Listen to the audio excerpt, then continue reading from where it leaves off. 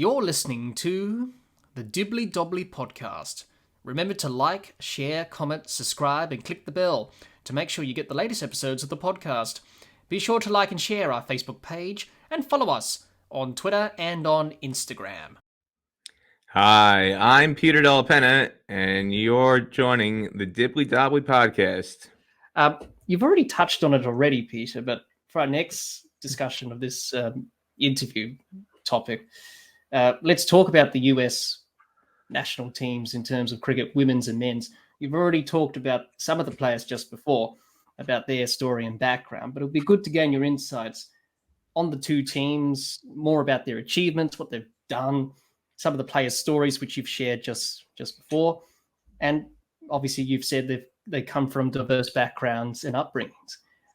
So Peter, for those who may not know a lot about the US women's and men's teams, tell us a bit more about them and what can we expect from US cricket in terms of the men's and women's team going forward, because obviously cricket in the Olympics in LA in 2028, so the T20 World Cup for the men's next year as well, and the men's team will be featuring there. So there's plenty of things to look forward to when it comes to cricket in the US. So just tell us about some of those things. Yeah, well, you know, the men's team, we'll start there. They are competitive now. They're a team with ODI status. They got that in April 2019, and so they've been able to get more funding through that. It has encouraged and given a little bit more awareness to the team and highlighted that there are some opportunities available. But at the same time, there are still some fundamental issues with picking the team and having a roadmap or a plan to make it sustainable. You've got, you know, this ongoing battle of, do we pick players for the future or do we pick for right now? Okay. And historically, the excuse was always, no, USA's always got to pick their best 11 because there's funding at stake. There's funding at stake. There's qualification at stake. Okay. And that was understandable and justifiable. Okay. If they're going up in World Cricket League tournaments, people don't know, World Cricket League was kind of the pathway structure where it was a promotion relegation structure before the current morphing into the Challenge League and Cricket World Cup League 2, which USA is in, and then the Super League, which is going to be no more. But you know, it was a case of, all right, 6-team tournament, World Cricket League, Division 5, 4, 3, 2, 1. If you're in Division 3, top 2 get promoted to Division 2, middle 2 stay in Division 3, bottom 2 get relegated back to Division 4. So it was extremely consequential. You couldn't afford to really be too risky in terms of your squad selection. Always got to pick your best 11. Okay, but the messaging was, once that ends, or if there are events or tournaments where promotion relegation isn't at stake or funding isn't at stake, then we can take some risks and pick some more players, promote some more players who are on the younger side, less experienced side, locally developed guys, to really show that, hey, we mean business when we say we want cricket to be a sport for the mainstream, and pick local guys and encourage local players to get involved and whatnot. And what has always happened is that once USA qualifies or goes to the next step, or potentially an opportunity opens for something else that's non-qualification, some excuse always happens. Oh, well, if they're going to the Super 50 in the West Indies, which is a non-qualification event, it's just a domestic tournament, okay? Then the excuse turns into, well, we need to pick the best guys so that they can build chemistry for when they get to an ICC event. And the goalposts always move. You know, the target gets shifted. Some excuse always happens to justify not giving opportunities to locally developed guys. And until that changes, I think it's always going to be extremely difficult for USA to really grow the sport on a meaningful level, especially on the men's side. I mean, and it's happening now in preparation for the T20 World Cup. Guys who are kind of pushing for spots, locally developed younger guys, are seeing that opportunity diminish or evaporate altogether because, hey, it's a T20 World Cup. USA wants to put their best team on the field. And what does that mean in a lot of people's eyes? Oh, well, that means they need to start picking guys who have recently qualified. That could be Corey Anderson, former New Zealand player. Or it could be Andre Schaus, former South Africa under 19. Or it could be Harmeet Singh, who was a former India under 19. And it could be any number of other guys who are, on the fringe. Again, not to be disrespectful to some of these other players, Corey Anderson, one of my favorite players when he was playing for New Zealand. I was working in Connecticut for ESPN at the time when he scored his 35-ball 100 on New Year's Day against the West Indies in Queenstown, and I cut that highlight package for Cricinfo, okay? I had a blast watching him and everything he did leading up to the 2015 World Cup and helping New Zealand get to that final, okay? There is a reason, well, there are several reasons, why Corey Anderson is no longer playing for New Zealand, okay? Yeah. If Corey Anderson was at his peak, he would be playing for New Zealand or competing for a spot in New Zealand instead of being in America right now. There's other reasons. There are family reasons too why he's in Texas now. Okay, he married an American. But realistically, if he was still a first-choice New Zealand player, he would be in New Zealand, okay? And are you going to expect Corey Anderson at this stage of his career, into his 30s, okay, is he going to be good enough to beat a first-choice New Zealand team when he is no longer a first-choice New Zealand player, having been one at one point in his career? And going with that strategy, I just don't see it and have never seen it as a winning strategy. I don't think it's a recipe for success. Corey Anderson's a very nice guy, a lovely person. I think he's got a fantastic attitude. He's done incredible things locally in Texas in terms of coaching local players and helping academy players in that area. I have great things to say about Corey Anderson on a personal level. Okay. Philosophically, though, I don't think it's pushing American cricket forward if you're going to pick him as opposed to other players who are being developed in Texas or California or elsewhere. On the women's side, they've gone in a completely different direction. And one of the things to highlight this, okay, is I'll take the example of the Vagelas, okay, Isani Vagela and her brother Vatsal Vagela, okay, two kids born and raised in Northern California in the East Bay of San Francisco, okay, they're in Fremont, and Isani made her USA Women's Senior Team debut as a 15-year-old in Mexico. She's been outstanding in her career in the last 2 years. Okay, she was arguably the player of the tournament for USA at the Women's America's T20 World Cup qualifier in September in Los Angeles. She was leading wicket taker. She's still only 16 or 17. And she's been encouraged. On the women's side, they are actively encouraging and promoting and pushing young American-born, American-raised, American-developed players, regardless of their ethnic background, okay, which I think is phenomenal. And they did that because when the U.S. women's team first started off in 2009, they were picking any warm body that could spell the word cricket, okay? If you had heard of cricket or you had maybe had a brother or relative as somebody who had played it at one point in life and you kind of have a vague recollection and idea of what cricket is, come on, we'll pick you, okay? And so they were picking 50-year-olds to play for the USA women's team, unfit, poorly conditioned, unathletic 50-year-olds and 40-year-olds to play because they were the only people who literally they found who were semi-interested.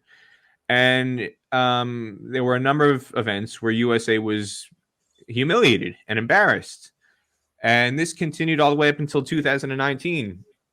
They went to the T20 World Cup qualifier in Scotland. and they got utterly destroyed in warm-up games by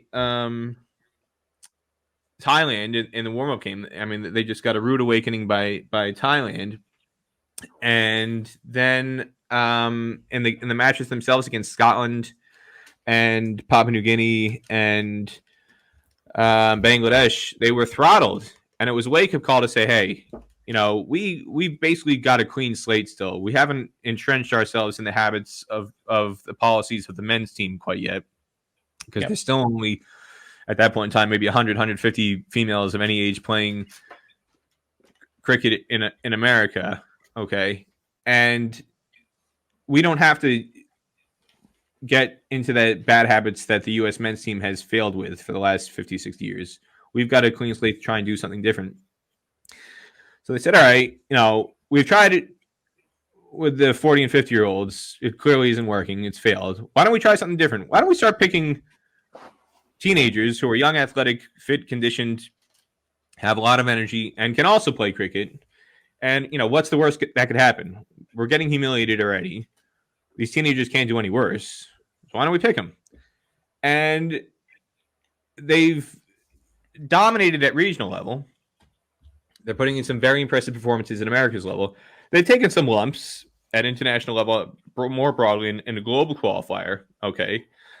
But they've at times been respectable, and they've shown promise to say, hey, you know what? You can kind of see there is a light at the end of the tunnel here. If these players get some more experience, they're only 15, 16, 17 now. If you stick with this core for a couple of years, by the time they get to 2021, 22, and they get more experience and they get exposed to difficult conditions and difficult teams, they'll grow, they'll learn, they'll adapt.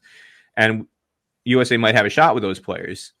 And you can see that with somebody like Asani Vigela. Okay, she's, like I said, she's 16, 17 now, doing phenomenal. Her brother Vatsal, okay, very talented left arm spinner. So Asani's a middle order bat, and she bowls medium pace. Okay.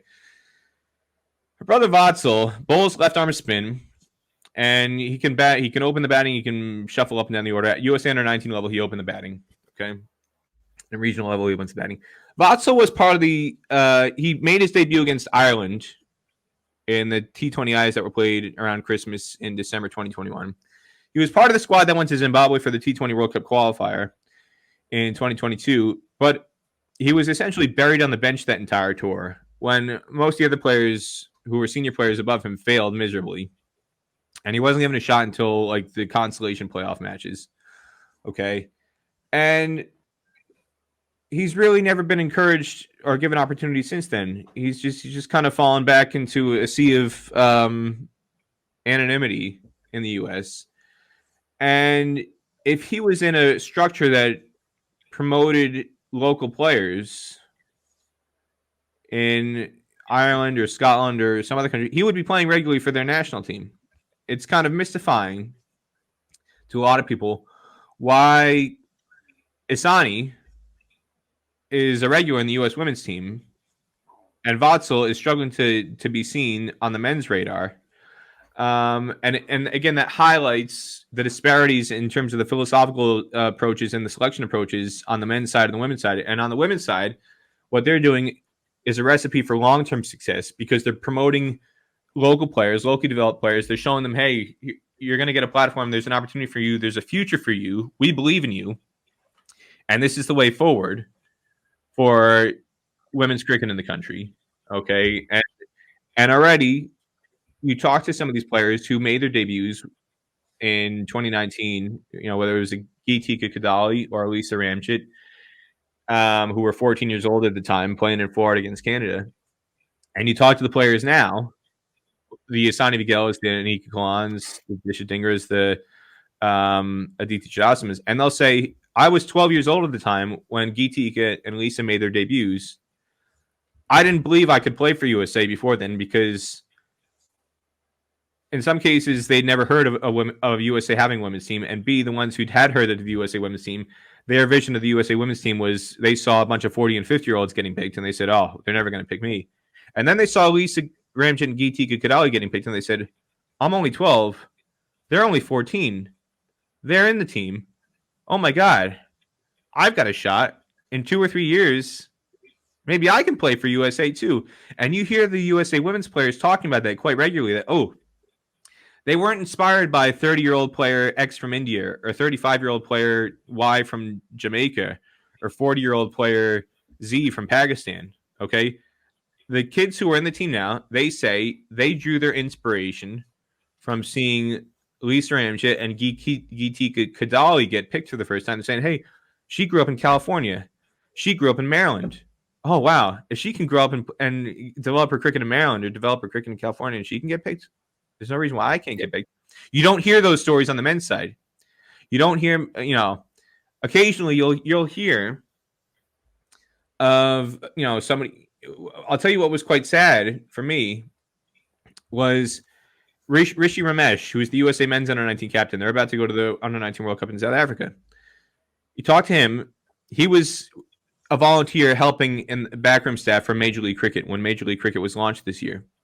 And I asked him, I said, Rishi, this is before he went to Canada for the World Cup qualifier, but it was known he was probably going to get picked.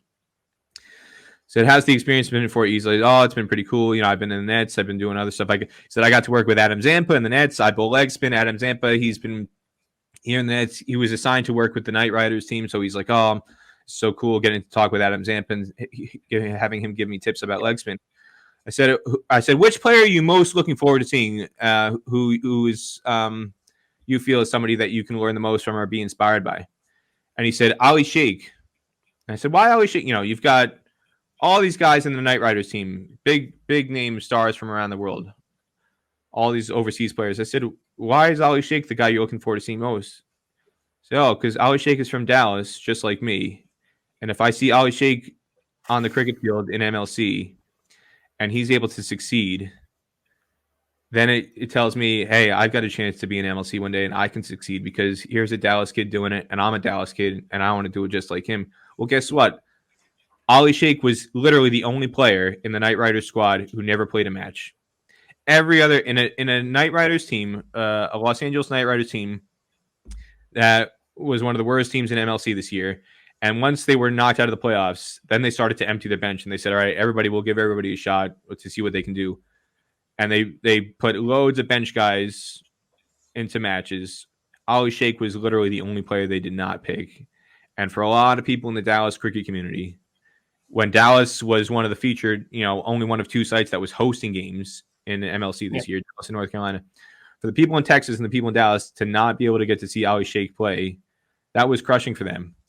And when you hear somebody like Rishi Ramesh say, hey, this is the guy who I was going to be inspired by the most, and I didn't get to see him play, and he says, if I got to see him play, then I would start to believe more that I could be a franchise cricketer one day.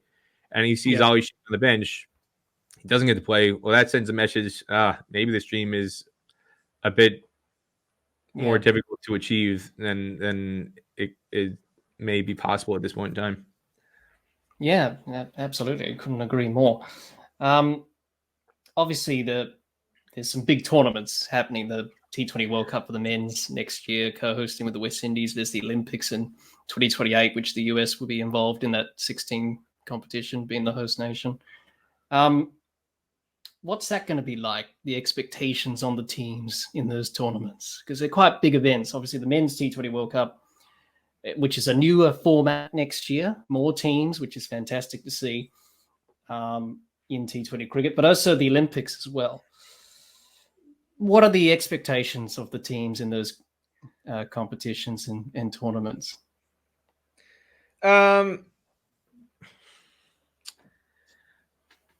Low. I mean, one of the things that they're fortunate with is that they're a low visibility team. There's always, this comes up in a lot of discussions in the U.S. cricket scene. There's a big difference, subtle difference, but important difference between cricket fans who live in America and American cricket fans. You've got millions and millions of cricket fans who live in America. Very, very few of them, a minuscule percentage, are actually fans of American cricket. So you'll have games that'll be sold out in the World Cup. I mean, the India-Pakistan match in New York City is going to be sold out, 30+ thousand fans. Okay. But, those people are not going to come cheer on USA, even though they live in the USA. Okay. And a great point to emphasize this is, I always go back to this in 2019. India has toured Florida now several times to play T20s against the West Indies. Back in 2019, India played the West Indies in August of 2019, and they had 15,000 fans each day at those two T20Is against the West Indies. 5 weeks later, same venue, at which people were paying a get-in price. The walk-in price of the gate was $100 a ticket to watch India play West Indies. Tickets went up to $250 to sit in the grandstand, and they went up to $400 or $500 to sit in VIP or party stand tents, right? 5 weeks later, you fast forward, USA is playing their first ever ODI on home soil against Papua New Guinea at the very same venue, and where India had 15,000 people coming out to cheer for them.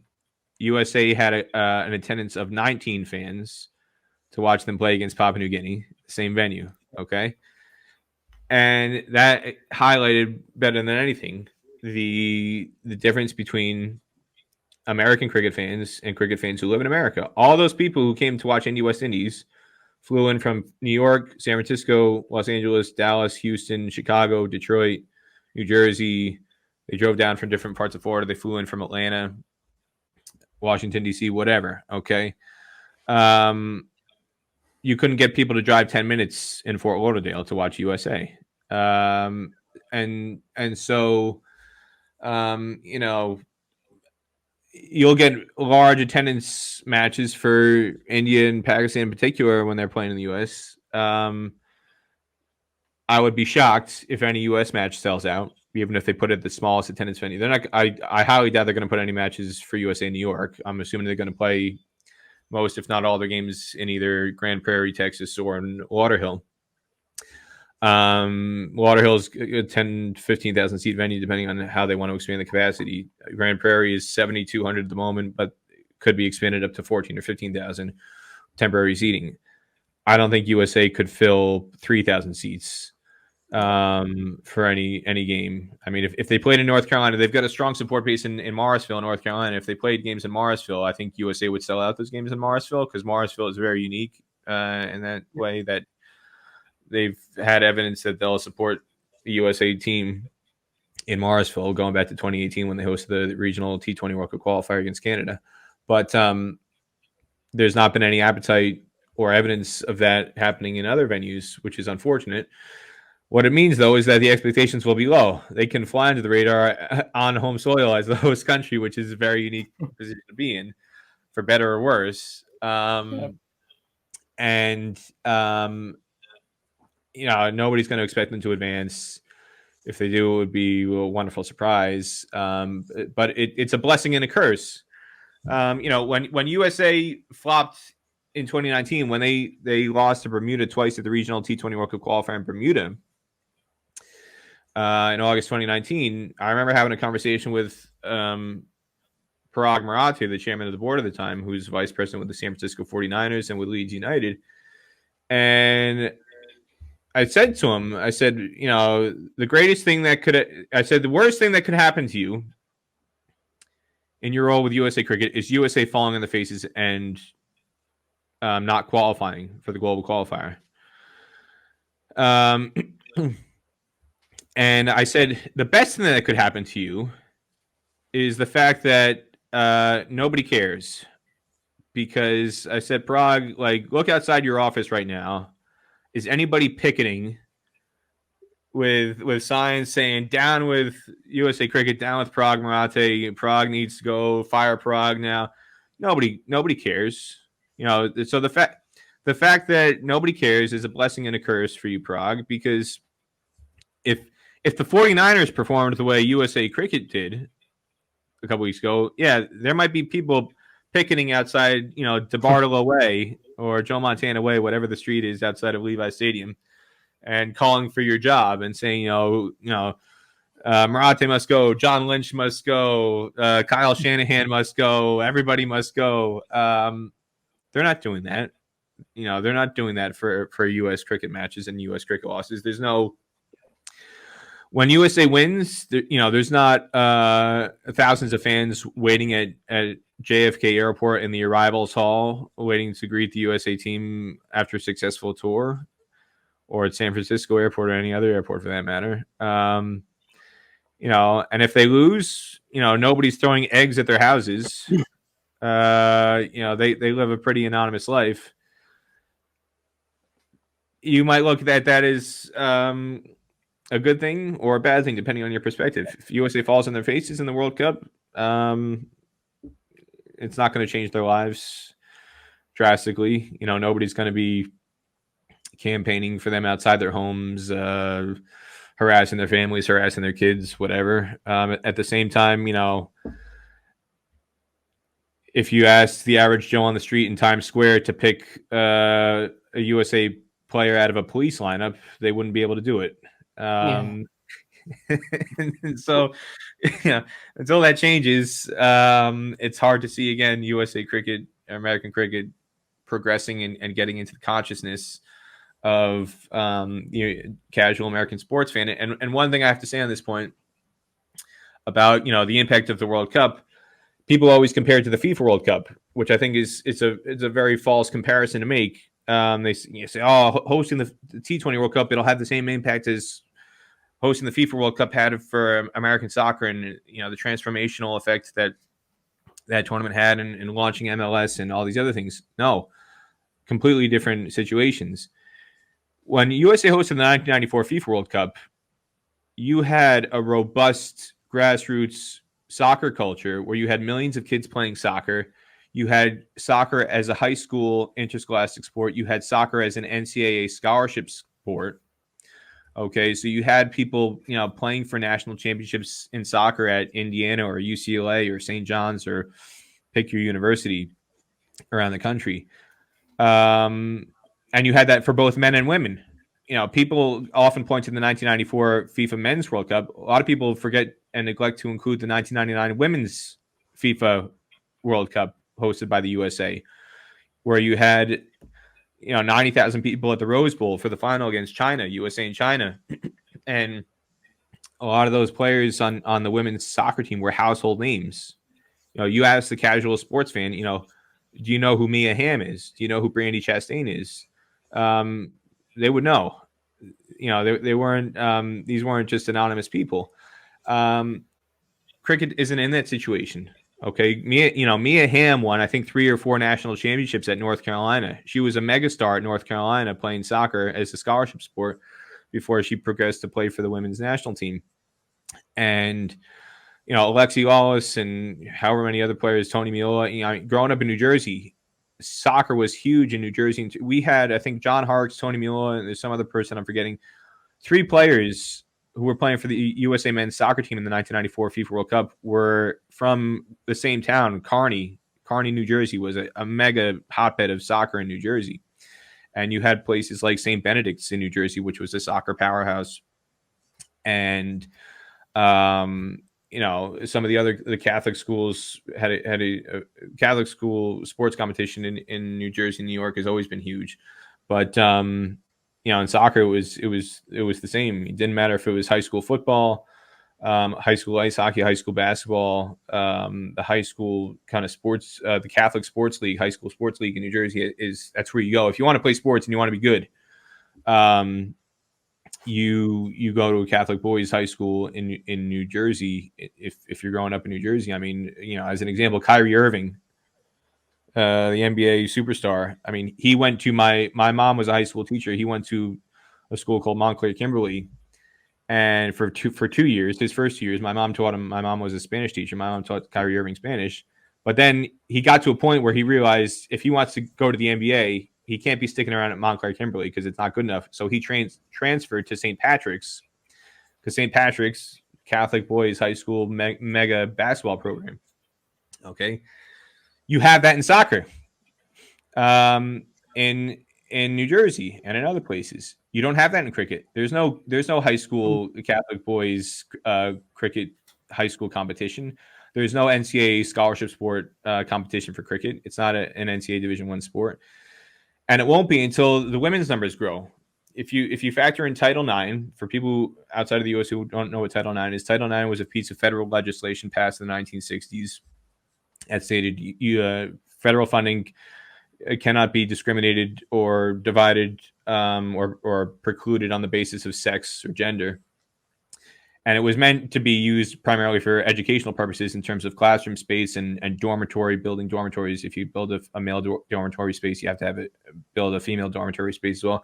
But where unintended consequence had the most impact was in sports. If you give 100 scholarships to male athletes, NCAA scholarships, you got to provide 100 NCAA scholarships for female athletes too. So it leveled the playing field in terms of sports. And what it means is, now fast forward 55 years later, there's two ways where cricket can become an NCAA sport. Because there has to be an equal amount of female and male sports and scholarship sports, cricket can become an NCAA sport by either eliminating a men's sport. So if you want cricket to become an NCAA men's sport, you're going to have to eliminate golf or wrestling or track and field or rowing or cycling or something along those lines, because you're definitely not going to get rid of football or basketball as the main revenue generating sports. Option B, which is much simpler, is adding female cricket at the same time that you add a male cricket team.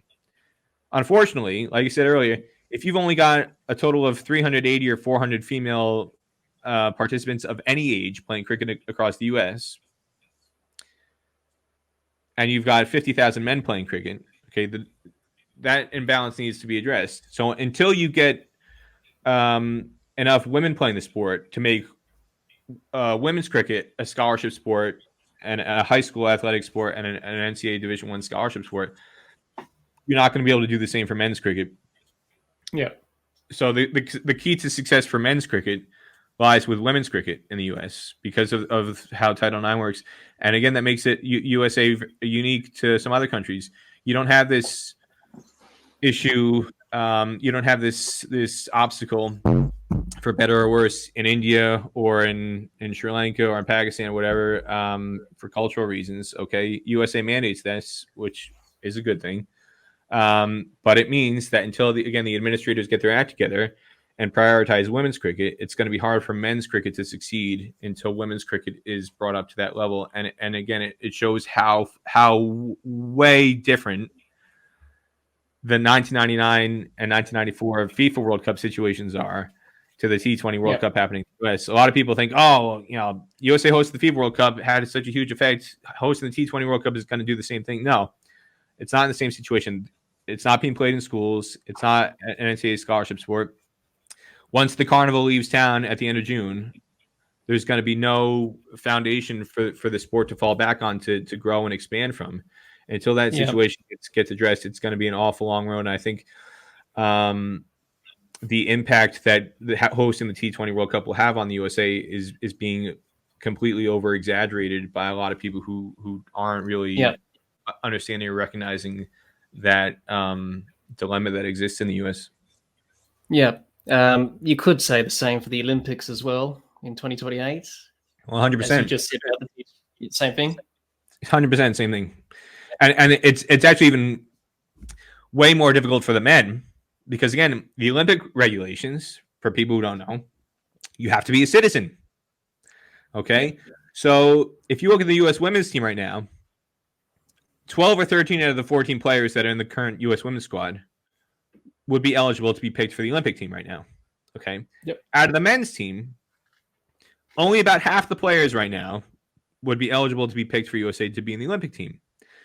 So, again, to further highlight the point about the Corey Andersons of the world, is it really going to help cultivate a solid national team culture if you're picking a guy who is not going to be eligible for the Olympics? Yeah. And it's not just one guy. You're picking 3, 4, 5, 6, 7, 8 guys like that. Okay. So if you get to a stage in 2028 where USA is picking one team in ICC tournaments and they have to completely pick a totally unrecognizable team in Olympic events, how is that helping the national team go forward? Because more than likely, if those guys are not getting opportunities and it's seen that the Olympic team is quote unquote inferior because they're not, the eligibility rules are a lot more flexible in ICC events. So you're picking, in theory, a higher quality player, but somebody who's not eligible for the Olympics. Well, if USA were to qualify to play in the Olympics, that team would be seen as inferior. Other countries aren't having that issue. You're not having an issue with an India team who's struggling to pick 11 Indian passport holders. Australia's not having that issue. England's not having that issue. But USA will, and on the men's side at least. And again, until that gets rectified, you're going to have complications. Yeah, for sure. I couldn't agree more. But it was good to hear your insights about the USA cricket national teams, the women's and men's. Good to hear your perspective on them and what's going on there, because I'm sure a lot of people would have learned from just listening to you a bit more about how cricket works in the US and how the teams operate. So that was good to hear your thoughts on that, Peter. I thought we talk about the growth and development of associate cricket more broadly, Peter. Talk about how associate nations are getting cricket into local communities, clubs, schools, grassroots, etc. We've already touched on that a bit in our interview today. But you would agree, Peter, this is one of the biggest challenges that many associate nations around the world have, not just in the US, but in other parts of the world. It's easier said than done to try and promote the game and the sport. Because, you got to set up everything. How do you get local cricket clubs and communities? How do you get facilities available, nets, making cricket accessible, for people to play in their local area, to go on a weekend and have a net, So you have all these challenges, and getting cricket into schools and, getting young kids involved, boys and girls, in playing the game. So a lot of associate countries have this challenge. So Peter, what are the challenges does associate countries have in trying to grow and develop cricket in their communities and countries? And do you see cricket becoming a mainstream sport amongst the associate countries in world cricket? It's a multi-layered challenge. I mean, first off, the thing that would encourage a lot of people to take up the game is visibility and seeing that there's opportunities. And if the World Cup itself is limited, excuse me, the World Cup is limited, reducing the number of teams, that naturally is going to reduce the visibility and opportunities. I mean, I think it's expanding the T20 World Cup to 20 teams. A country like Uganda, the opportunity for Uganda to qualify for this T20 World Cup in 2024 is enormous. I mean, I've been to Uganda before. I've seen the cricket there firsthand. They've got really good facilities. I think people would be shocked that I would argue the facilities in Uganda are better than the cricket facilities in the US in a lot of ways, because they have turf wickets. I mean, they're learning the cricket on turf wickets there, and most places in the US they're not learning on turf wickets. Facilities access is a huge issue, and so if in certain countries you're learning it on facilities that are not the international standard in terms of turf wickets, well-maintained outfields, it is a monumental adjustment to then go to an international tournament with international standard facilities and have to adapt your game in a very finite, short amount of time. That historically has been one of the major issues USA has faced, because most of the players are playing on artificial wickets year-round, and they go to a tournament, whether it's Dubai or Scotland or somewhere else, and they've got 3 warm-up days to adjust to playing on turf wickets. And I'll tell you firsthand, that was one of the things I had no concept of when I was first learning to play cricket. My formative experiences, again, were in Nebraska. After I graduated, I was trying to get a job in cricket. I didn't think it would happen in the U.S., so I went to England, and it was a dual-pronged thing where I wanted to go to England to try and get a job in cricket, because I didn't think there would be cricket jobs in the U.S., and I also thought I wanted to learn and play with a cricket club where it's cricket the way it was meant to be played, on turf wickets and on well-maintained outfields instead of concrete wickets in Nebraska and 6-inch high grass, and where you hit a glorious cover drive and the ball goes 10 feet and stops in thick grass and it crushes your soul. And so I went to a club. The first club I went to in England was in Hertfordshire, Hartford Cricket Club, and our indoor nets, I was doing great. Everybody thought, wow, this guy, he's actually not bad. He might be able to play. And they had 4 11s at that point in time. And they said, all right, we're going to put you in the second 11. We're going to start you in the second 11 for the beginning of the season because you're timing the ball really well on the nets. You've got good hand-eye coordination, decent technique. It's not great technique, but it's good enough. And the important thing is you can hit the ball, okay? And you can field, and we might use you for some overs of off spin, whatever. And my first 4 innings playing for the second 11 were I got 4 ducks, bold, LBW, and bold, because I'd never played on turf wickets before. Yeah. So once the indoor preseason warmups ended and it was time to go outside on actual turf wickets, they kept on telling me, you got to get on the front foot. You got to get on the front foot. The ball's not going to come onto the bat the way you think it is. The ball is going to keep a bit lower. You got to get on the front foot. And I said, All right, yeah, nod. And I learned the hard way. I didn't understand it until I actually was bold, LBW, bold. My first 4 innings where the ball was keeping low. My initial movement was always to go onto the back foot. Ball would go into my bat. And then I was dropped straight down to the fourth 11. They said, all right, you can still play, but you need to go into a team where you can learn and take some time to adapt and get used to what playing on the turf wicket is like. And once I got into the fourth 11, I did okay enough where I got back into the third 11 and a few opportunities in the second 11, but it was mostly in the third and fourth 11 for the rest of the season. Yeah. Okay, that was as a club cricketer trying to make that adjustment. Now imagine being an international standard player where you're playing on artificial wickets year round, and you go into a high-class international event, and you're asked to adapt onto a turf wicket in the space of 48 hours. Okay? That's often been the downfall of many U.S. teams going to ICC events over the years.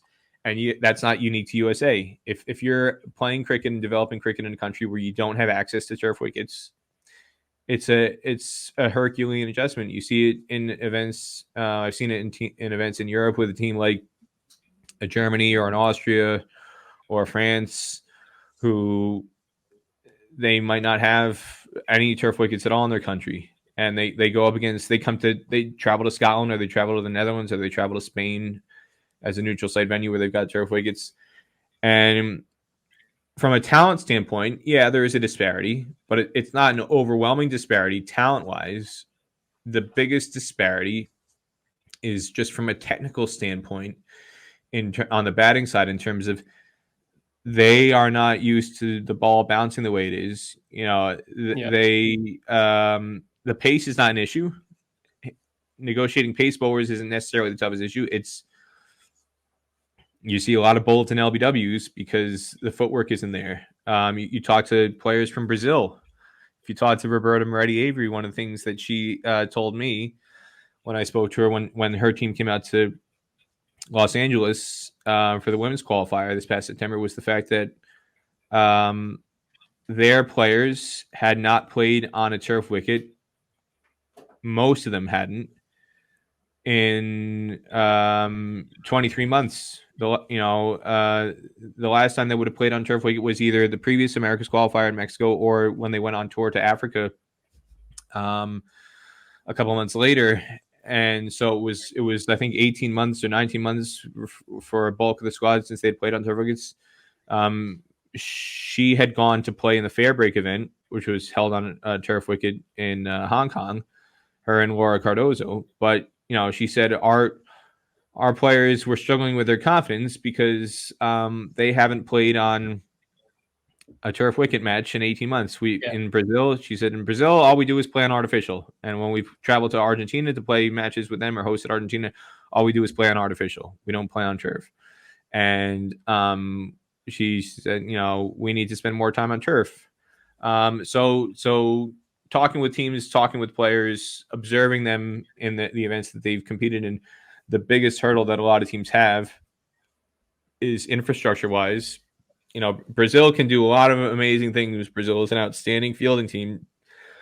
Fielding is not going to be an issue if you're playing on an artificial wicket or a turf wicket. Okay, your fielding is always going to be generally the same no matter what wicket you're playing on. Batting and bowling are not are completely different in that regard. And so, for Brazil, as an example, to take a step forward, Matt Featherstone is doing a lot of great things. Roberta Moretti-Avery is doing a lot of great things. They can only do so much, though, if they don't have turf wickets to help develop their players on. And that has to be a priority for them and for other countries if they want to progress and close the gap with some of the more established countries on the international scene. Yeah. Do you think the ICC could do better? The ICC are not the most competent governing body going around. They have a lot of flaws and issues, and a lot of people are not happy with how they're governing the game. They say they want to grow the game and develop the game. So it's all talk, no action. And disparity in terms of funding, distribution, we all know the issues there. Do you think it's a reluctance from the full members to willingness to help and grow the game? Because it seems like they're holding back cricket in some sort of way and thinking about their own personal profit and gain. I mean, I see both sides of the argument. I do feel like the BCCI or Cricket Australia and ECB, they generate plenty of revenue on their own through domestic events, whether it's the BBL, IPL, Test match revenue in England, or the 100, or any other things that they're hosting. That I have never understood the need for them to take such a huge chunk of the ICC revenue, which should, in theory, be distributed amongst a broader base of members. At the same time, I do understand the argument that at times has been made by the BCCI to say, hey, you guys can't depend on ICC handouts forever. After a certain point in time, you've got to generate your own money. We're propping you up at the moment. Why can't you get money for yourself? And USA is a great example of that. How embarrassing is it that in a country like the USA, where brand USA, brand Team USA is an instant money spinner in almost every sport to generate sponsorship revenue and relationships and all sorts of revenue generation. And yet USA Cricket, or USACA, or whatever moniker that the governing body has had over the years, has always struggled. Excuse me. How hard is it to get somebody to buy into and invest in something that's got USA on it in America? It's one of the easiest things you can do. And the fact that American cricket administrators struggle with this is baffling and embarrassing in a lot of ways. Why can't USA generate its own money in cricket? I'm not expecting them to have the same level of revenue generating as, say, USA basketball or USA ice hockey or USA track and field, or even USA swimming or even USA gymnastics.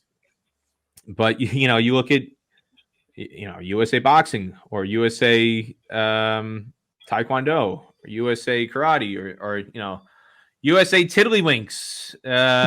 Insert USA Sport X, an Olympic governing body sport. Yeah, they get big sponsors.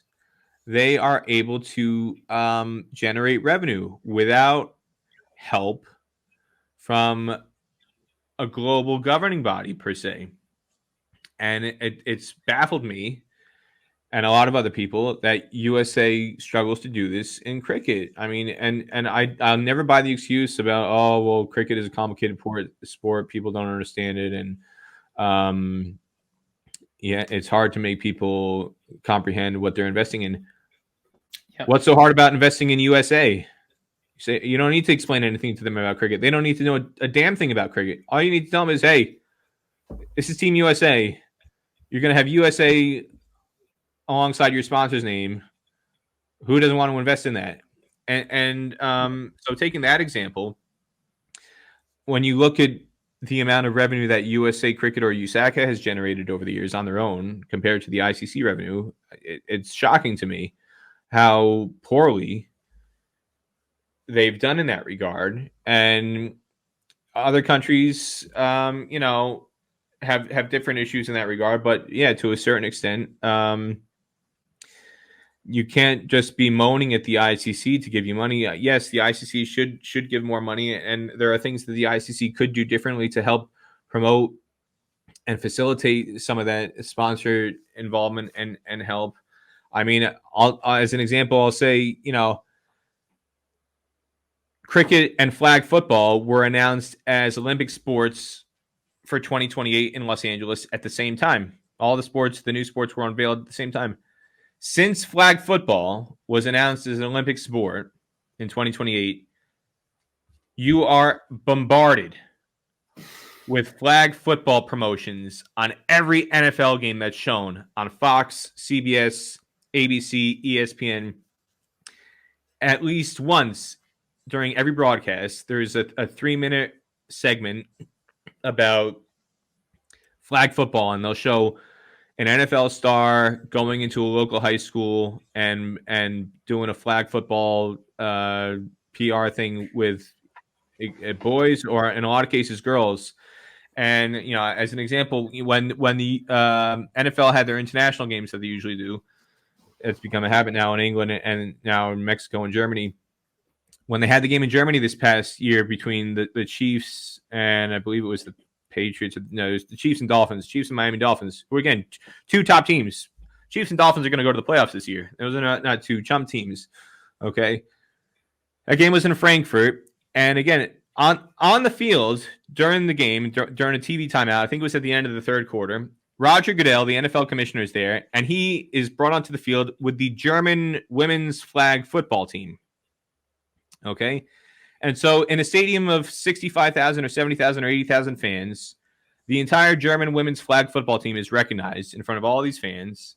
And on TV, if you're watching the game on TV, on NFL Network, they showed Roger Goodell with, the German women's flag football captain, and they're saying, hey, flag football is going to be in the Olympics in 2028 and get involved now. Contact your local flag football coordinator today to get involved in the flag football, and you could be in the Olympics in 2028, this and that. And I have not seen any such thing in the last 3 or 4 months from the ICC regarding the 2028 Olympics. Yeah. The NFL doesn't need to. There's nothing obligating the NFL to be bombarding everybody with flag football announcements and, hey, you could be playing in 2028, especially since everybody, is probably taken for granted that USA should probably win gold medal in women's and men's flag football in that event without even trying.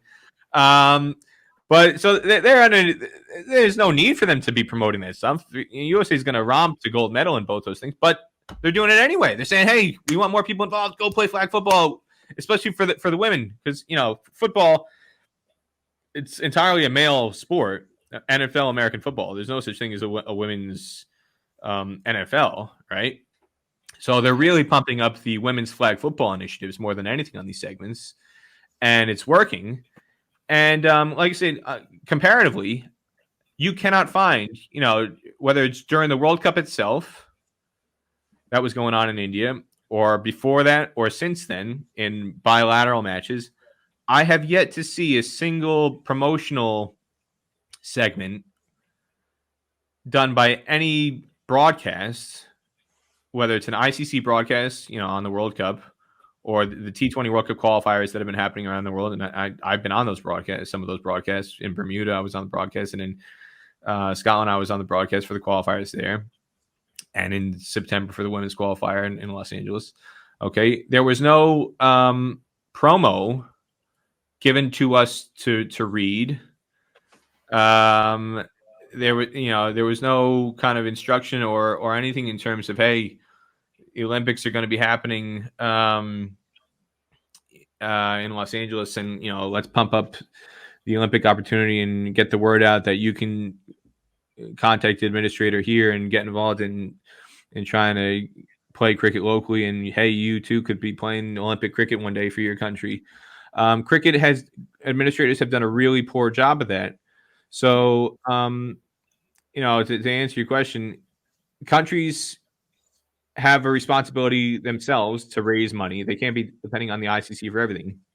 Having said that, the ICC has really not done enough to promote their sport to the masses and to get the word out. And I think in a lot of ways, they just take for granted, oh, we've got 1 billion people in India. What else do we need? We've got enough people playing cricket. And so it's kind of a sit on your hands attitude, take for granted, not really a sense of urgency to say, hey, we need to keep growing our sport, or else we might be in trouble down the road, and that needs to change. Yeah, absolutely. I couldn't agree more. But it's the powers of be that need to change their mindset and attitude and look at the bigger picture. I mean, I haven't been following it. I mean, I'm assuming you have the test match against Pakistan, the Australia match. I mean, have you seen any promotional stuff about cricket in the Olympics? Nope. None. Not a single thing. No. Nothing. There you go. Yeah. Well, that's all you need to know, really.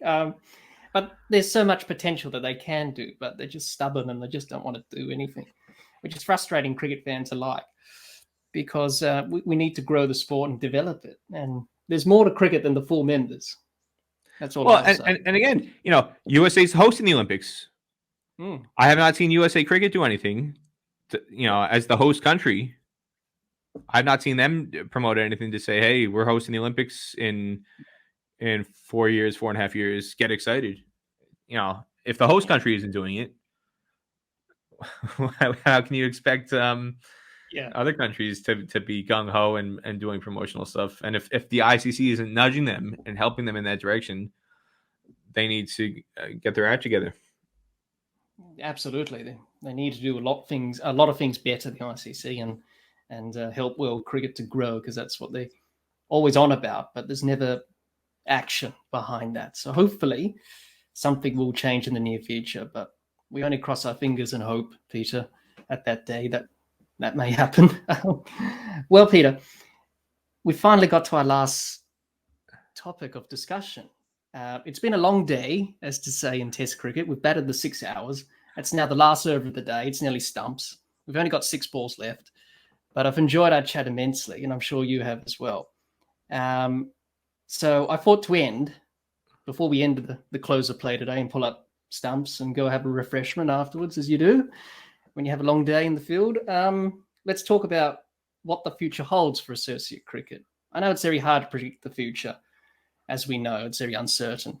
So I've asked a lot of people this question in this series, and they've had some mixed answers. Some are optimistic about associate cricket going forward. Some are pessimistic. And when I interviewed Andrew Nixon, he said, I hope the ICC don't screw it up, as we already talked about a little bit there. So, Peter, how do you see associate cricket and USA cricket going into the future in the years to come? Well, on the USA cricket standpoint, my answer is always, when these types of questions come up, I'll believe it when I see it. So when people say, "Oh, US cricket is going to be the next big thing," or they're going to qualify for this or that, or it's going to be a mainstream sport, I say, I'll believe it when I see it.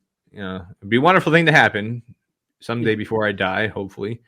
But I'll believe it when I see it. There's an awful lot of work that needs to happen. If like I say, if cricket's going to become an NCAA scholarship sport, if cricket's going to be an NCAA sport like you see NCAA basketball or NCAA college football or NCAA baseball or track and field or a whole lot of other things, cricket can be one day.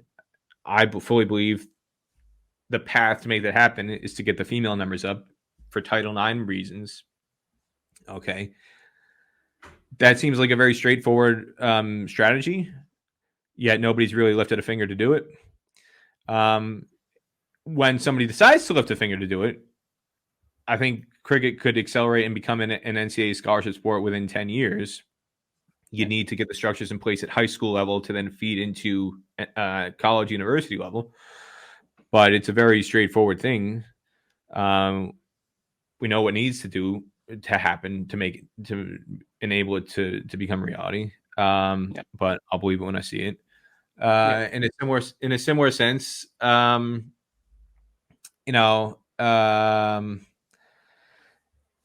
associate cricket broadly has the capacity to grow significantly and see some of these countries have a bigger foothold in cricket, whether that's Nepal or Papua New Guinea or Uganda. I'm always a big fan of countries who develop their talent organically and homegrown talent, and so I love seeing what Nepal does and Papua New Guinea and Uganda in particular, those three really stand out in my mind. I'm a big fan of that strategy and way of going about things, far more so than what USA has done or Canada has done historically, or UAE or Oman. It's slightly different in UAE or Oman because for citizenship reasons, it's difficult to develop teams organically due to the fact that the citizenship regulations in those countries are vastly different than most other places. But there's no law that says that USA can't have the same selection methods and policies and development initiatives that Papua New Guinea and Nepal and Uganda do. USA just chooses not to. In Oman and UAE, there are laws that prevent these things from happening. There are no laws preventing it in the USA or Canada. Yeah, it's just a conscious choice that they choose not to. But the fact that Uganda is qualifying for a T20 World Cup for the first time, I think it's an extraordinary opportunity, and it just shows the promise and where cricket could go. I'd like to see more of that happening.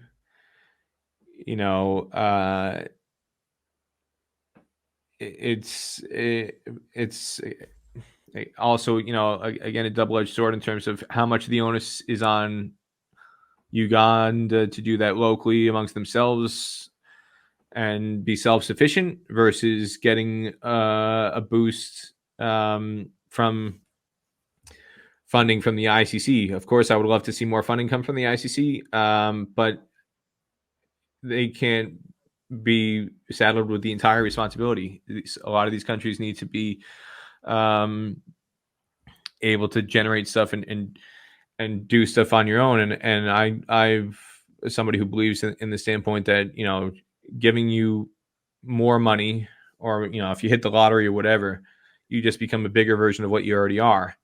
Okay, and so from that standpoint, from the USA historically, USA has had struggles in terms of managing their money, whether they were on a $400,000 budget in the USACA era, or they're on a $4 million budget in the USA Cricket era. Okay, whether it's been a $400,000 budget or a $4 million budget, USA is a country that, in cricket administrative circumstances, has always poorly managed their money. If you gave USA Cricket a $40 million budget, I have 100% confidence that they would find ways to mismanage that money too. So just saying, we just need to throw more money at this thing, isn't necessarily going to fix the problem. You need to demonstrate that you can manage your money responsibly on a $200,000 budget or $2 million budget to give people confidence that if you get a $20 million budget, you're going to be able to manage that very responsibly as well. USA is a country that hasn't done that. So for people to say, if only the ICC gave USA another $10 million, I don't think that would fix anything. I think in a lot of ways that would make things worse. So there is some responsibility on the ICC to help these countries out, but in a lot of ways, I do feel that the countries, the best way to help them grow is it's got to come from within. And whether that's USA or Nepal or Afghanistan is a country that's shown they can do that. Afghanistan is a great example of that. Afghanistan, more than 50% of their funding is self-generated. They're 50% of the revenue, less than 50% of the revenue comes from the ICC. Afghanistan has an extraordinary amount of sponsors that are self-generated. Okay, so they've shown it's possible. Ireland is not quite at the same level as far as I'm aware, but Ireland is again a country that you look at their revenue generating points now, they generate a lot of revenue independent of the ICC. So they've shown that they've got a capacity to do it. Other countries need to follow suit. You can't be a country like USA, which at the moment is essentially depending on 90% of their revenue to come from the ICC. I said earlier, that's quite embarrassing for a USA national team in any sport to not be able to generate its own revenue is quite sad. And so whether it's USA or other countries, the ICC can do a better job, yes, but in order for associate cricket to grow, you need to see more organic growth and self-sufficiency and sustainability if cricket is really going to be able to succeed in these countries. Absolutely, I couldn't agree more. Good to hear your thoughts on that. Predicting into the future, but that's a perfect way to end, Peter. We've reached the end of play. Stumps have been called, and it's been a long session, so I may need to make this a two-parter.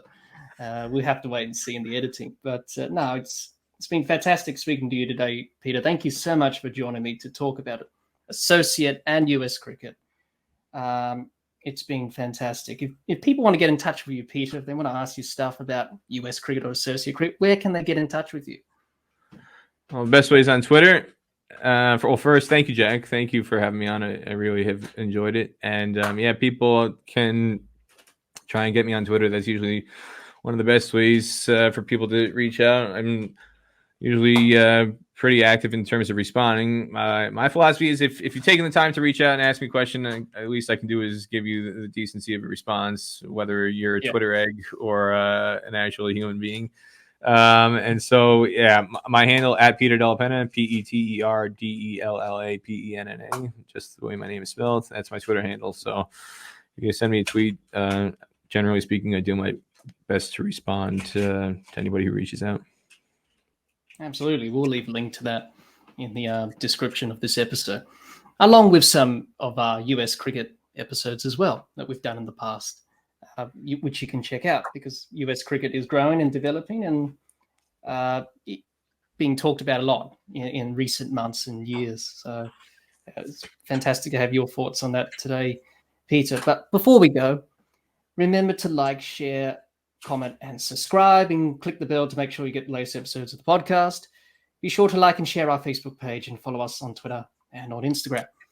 Most of the podcast is available on Anchor, Spotify, and on Apple Podcasts. Once again, thank you, Peter, for joining me today to discuss all things associate and USA cricket. I hope all of you watching or listening to this Associate Cricket Series episode learned a lot about associate and USA cricket from Peter. Until next time, keep safe and bye for now.